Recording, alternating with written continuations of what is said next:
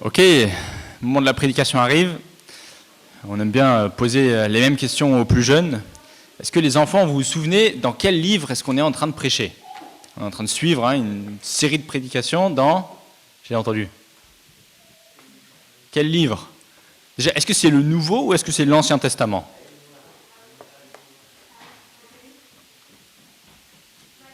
Matthieu, excellent Noah, 100 points.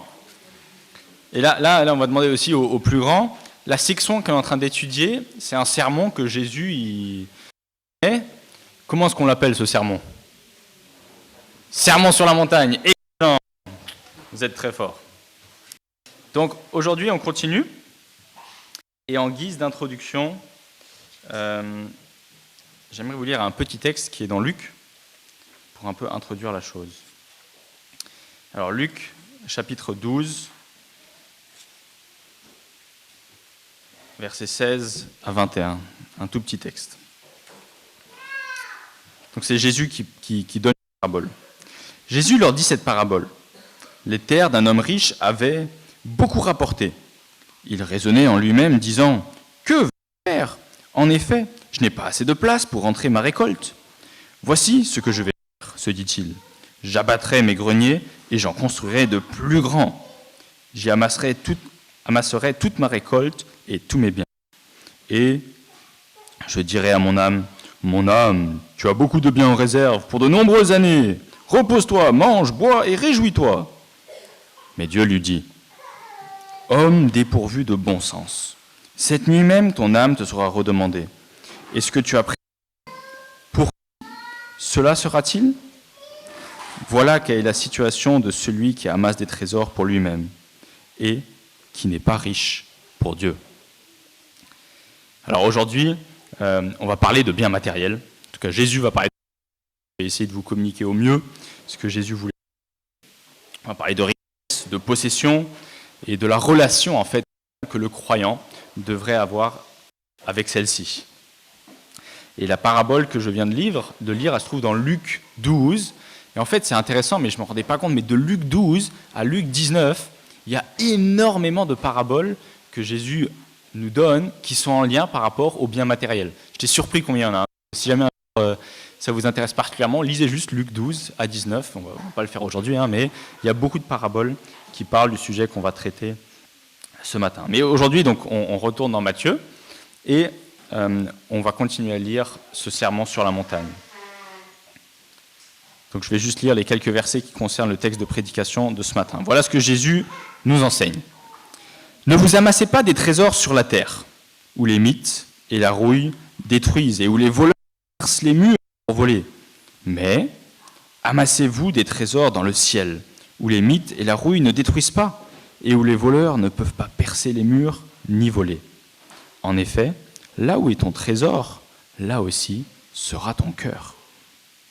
L'œil est la lampe du corps. Si l'œil est en bon état, tout ton corps sera éclairé. Mais si ton œil est en mauvais état, tout ton corps sera dans les ténèbres. Si donc la lumière qui est en toi est ténèbres, combien ces ténèbres seront grands? Personne ne peut servir deux maîtres, car ou il détestera le premier et aimera le second, ou il s'attachera au premier et méprisera le second. Vous ne pouvez pas servir Dieu et l'argent.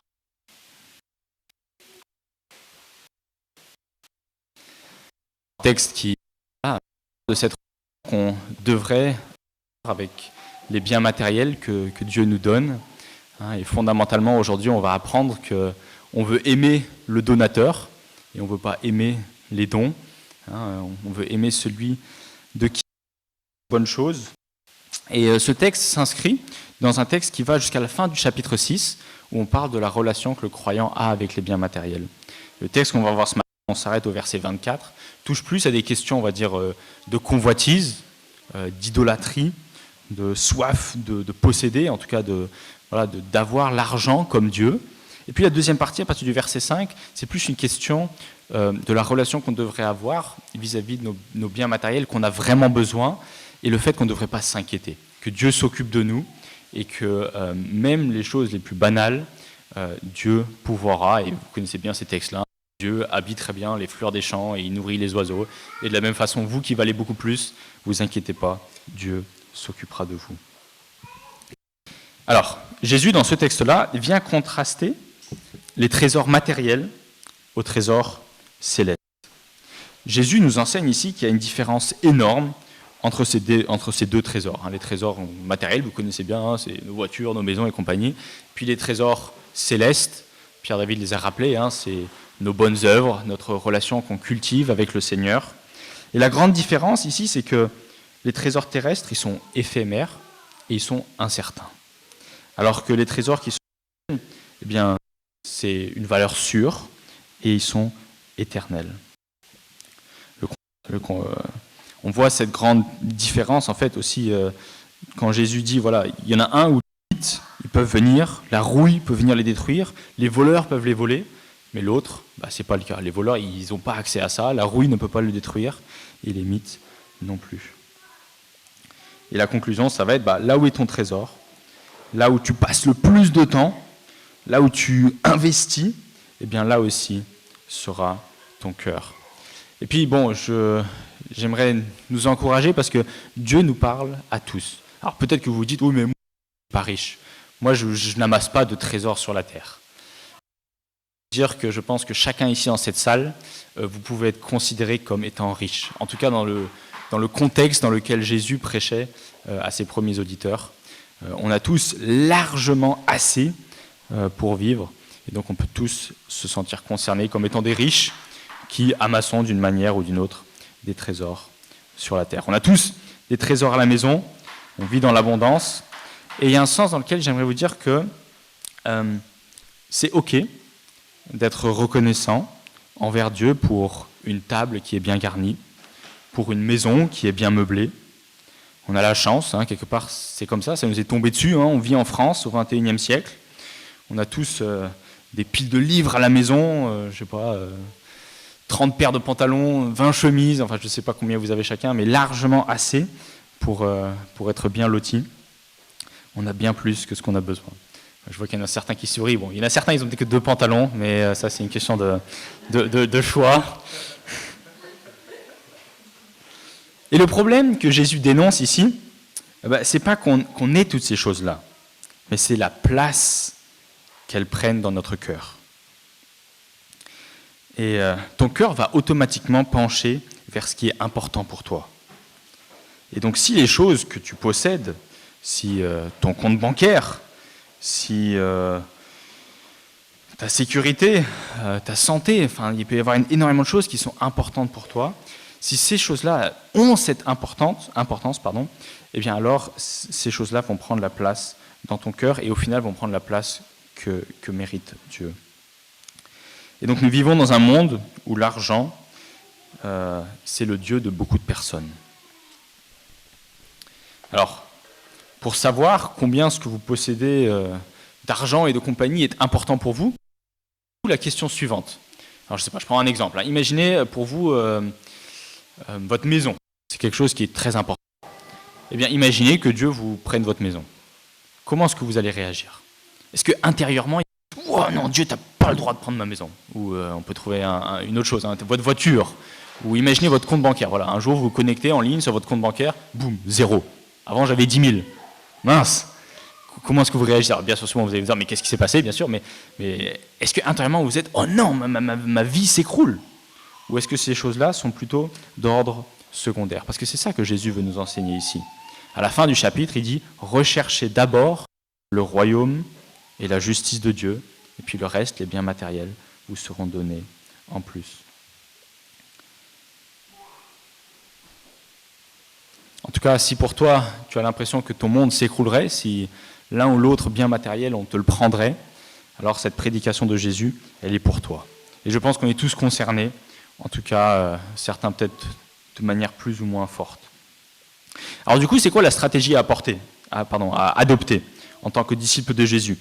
Est-ce que c'est limiter au maximum les biens qu'on peut avoir ? Est-ce que c'est dire, ok, non, moi je veux avoir le minimum dans ma maison, je veux juste avoir le nombre de chaises qu'il faut pour le nombre de personnes qu'on est. On veut tout, le chauffage, limiter la nourriture. On veut toujours avoir que 500 grammes de pâtes dans l'armoire, on n'en met jamais plus que ça. Est-ce que c'est essayer d'avoir le salaire le plus faible possible, pour être sûr qu'on puisse pas vivre dans l'abondance? Alors je vous assure, les amis, ce n'est pas une bonne stratégie à avoir. Si c'est ça votre stratégie, ça ne marchera pas, parce que même les petites choses que vous aurez peuvent être au final source d'idolâtrie. Je pense à mon fils, quand par exemple on lui donne un bonbon, une possession bien précieuse pour lui, le jour où on lui prend son bonbon qu'on vient de lui donner, c'est la fin du monde, tout s'écroule.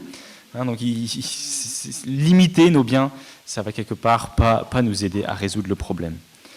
Pour résoudre ce problème, il faut travailler à la relation, chose que Dieu nous donne.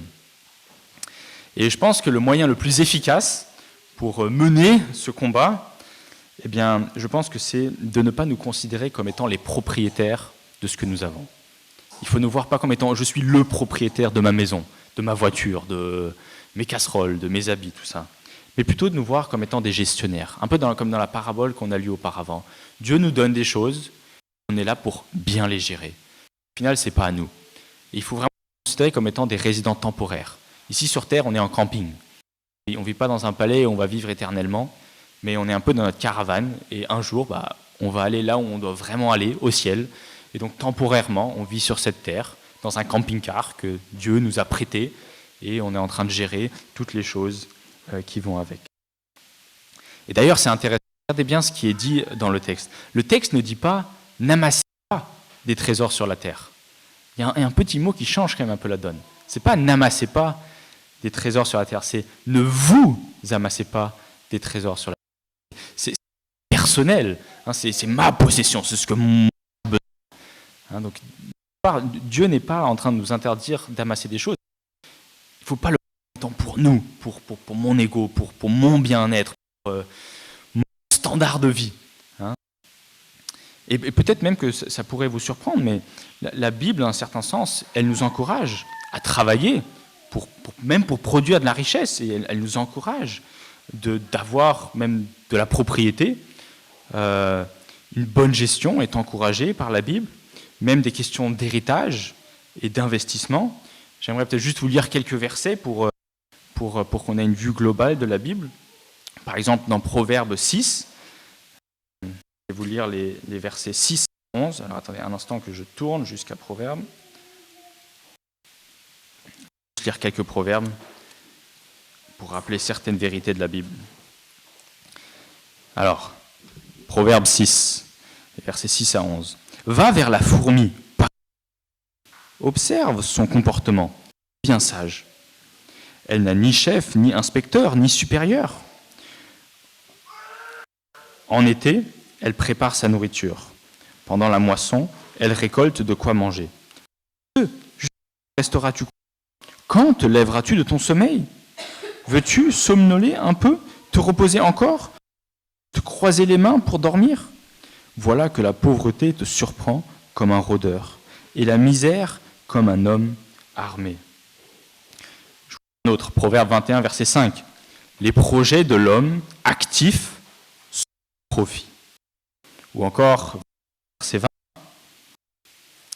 Attendez que j'arrive à...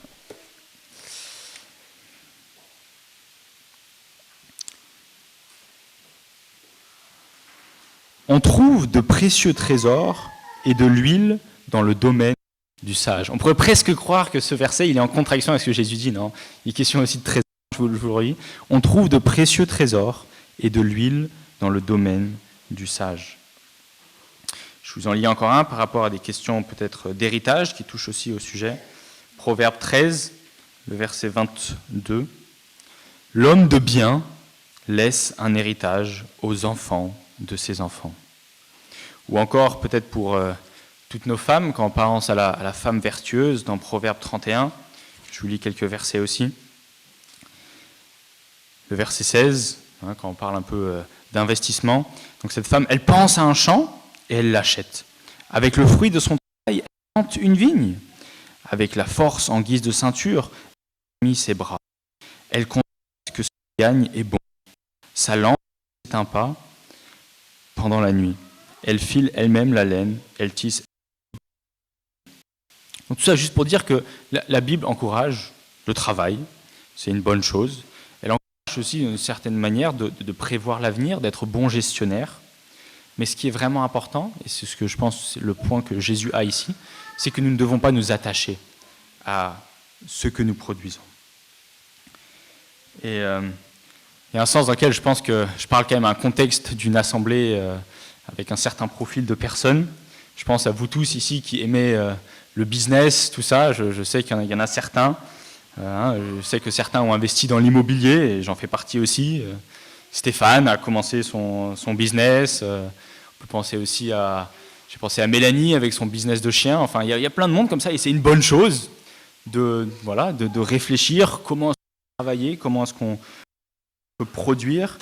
Et j'aimerais vous rassurer qu'avec un texte, Dieu ne veut pas vous décourager.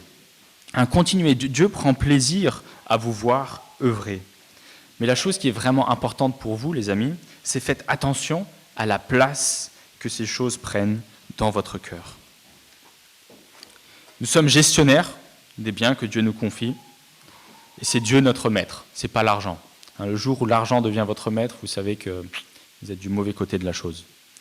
Et l'argent, c'est quelque chose, je le rappelle, de dangereux. Paul le rappelle aussi, il dit « L'amour de l'argent est en effet la racine de tous les maux. En s'y livrant, certains se sont égarés loin de la foi. » Encore une fois, ce qui est mauvais ici, ce n'est pas l'argent, mais c'est l'amour de l'argent. Donc faisons attention. Et puis aussi, pour nous tous qui vivons dans l'abondance, qui sommes riches, Paul parle à Timothée, voilà ce qu'il dit. Il dit aux riches de se montrer généreux, d'être prêts à partager. Quelque part, si on a du surplus, et je pense qu'on en a tous, eh bien ce surplus devrait servir à être généreux. Non pas pour augmenter notre niveau de vie, non pas pour augmenter quelque part, je sais pas, obtenir la retraite à 40 ans, ou enfin avoir des objectifs comme ça.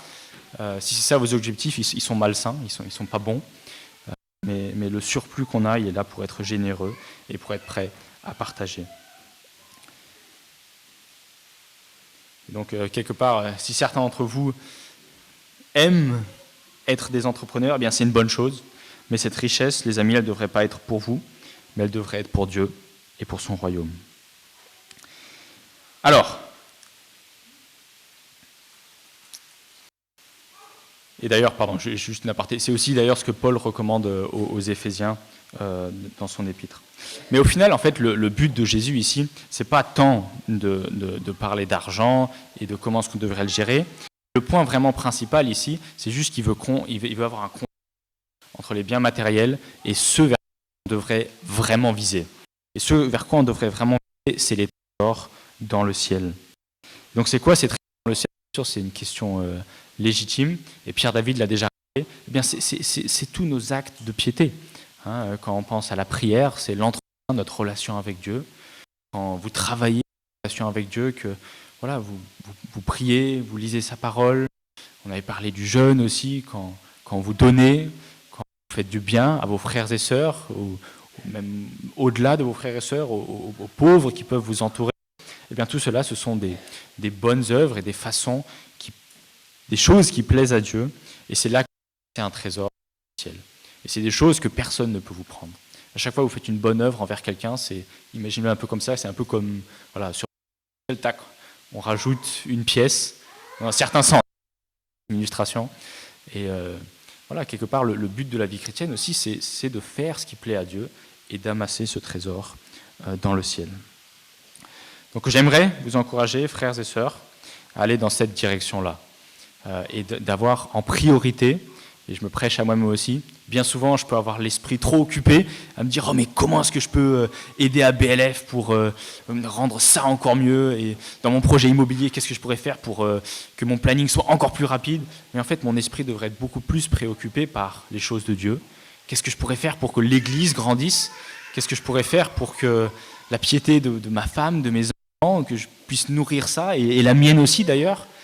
Et au final, les amis, vous allez vous rendre compte, et c'est normal, c'est humain, c'est là où votre esprit est le plus, ce à quoi vous pensez le plus, ce qui vous préoccupe le plus, c'est là que votre cœur sera. Et c'est vraiment la priorité qu'on devrait avoir. Pensons aux choses de Dieu, dans un premier temps, à son royaume, et puis dans un deuxième temps, on peut penser aux choses qui nous concernent plus nous, personnellement, qui sont bons aussi. Je veux pas les mettre à la porte du tout. Dieu nous encourage aussi en ce sens-là, mais il y a vraiment un ordre, enfin, il y a des questions de priorité. Donc, sont trésors dans le ciel. Est-ce que peut-être, pour créer un peu d'interaction, j'en ai donné certaines, mais qui voudrait me donner des exemples de comment est-ce qu'on peut amasser des trésors dans le ciel? J'en ai déjà nommé certains. Est-ce que quelqu'un se lance? Comme ça, on a vraiment une pratique pour la semaine et le restant de nos vies. Comment, en tant que chrétien, on peut amasser des trésors dans le ciel? Excellent. Jocelyne, merveilleux exemple. Je suis sûr qu'elle a un gros coffre rempli de bonnes œuvres, avec le nombre de mamans qu'elle a nourries pendant la grossesse et les premiers mois un peu difficiles quand le bébé arrive. Merveilleux. Oui. Est-ce que vous en avez d'autres? Oui, exactement. Hein, prendre soin des frères et sœurs qui sont dans des situations difficiles. Je pense à Bernard, hein, qui est à l'hôpital, qui a eu cet accident. Quand vous allez le voir, que vous le soutenez, c'est une belle œuvre que vous pouvez faire là. Soutenir les missionnaires, exactement. Travail à temps plein, qui ont besoin de ressources pour exercer leur ministère, qui n'ont pas de revenus autres. Hein. Ouais, très bien. Un coup de main? Ouais, par exemple, à l'église, ou un frère, une sœur, ouais, de façon très très pratique, c'est une belle chose aussi. Ouais, la prière, extrêmement important, hein, on l'a vu aussi dans Pierre David. Oui, ouais, exactement. Cultiver une belle relation dans votre couple, hein, parce qu'on veut refléter Christ, la relation de Christ et son Église. C'est une belle chose aussi. C'est bien, vous avez de bonnes idées.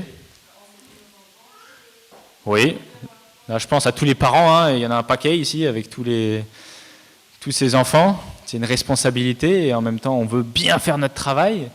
Donc c'est une belle motivation de se dire que tout le temps qu'on investit dans nos enfants pour les éduquer dans le Seigneur, bah, c'est un trésor qu'on amasse au ciel. C'est une façon aussi, je pense, à toutes nos parents qui restent à la maison avec leurs enfants. Quand vous faites bien votre travail à la maison, vous amassez un trésor au ciel. Il n'y a pas besoin d'avoir de ministère de la parole ou quoi que ce soit. Vous faites un merveilleux travail et il faut l'honorer. Excellent. Stéphane réfléchit encore.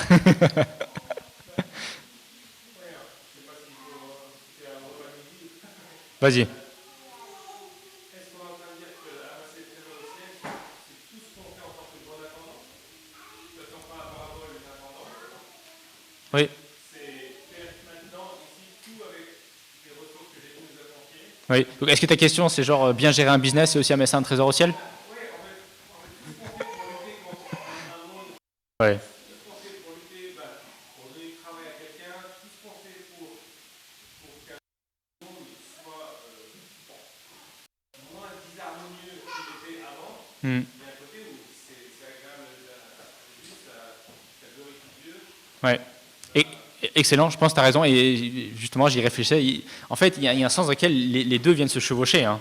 Notre gestion des biens matériels, eh bien, si elle est bien faite comme Dieu le veut, bien ramener des trésors dans le ciel, vous comprenez? Donc oui, les deux se chevauchent aussi dans un certain sens. Excellent. Oui, allez-y.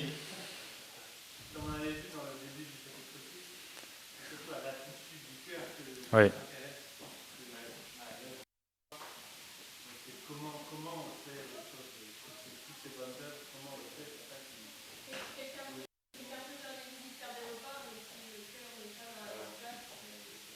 Oui.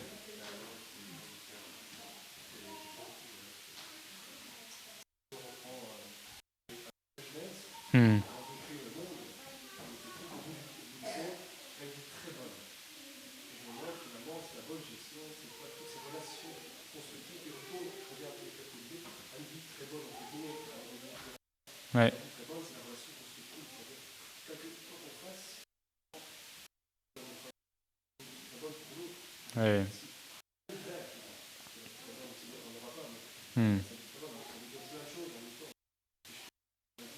Ouais.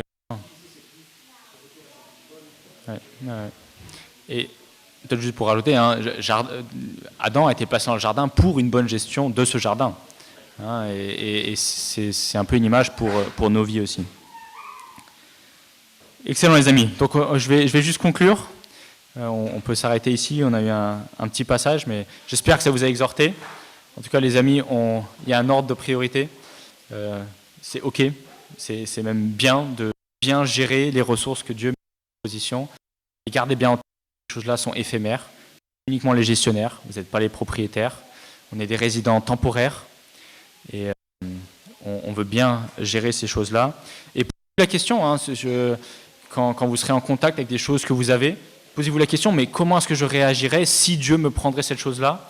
Et si vous remarquez que votre réaction ne serait pas bonne, alors peut-être posez-vous la question, orientez votre cœur pour vous détacher intérieurement de ce bien matériel que Dieu vous a confié.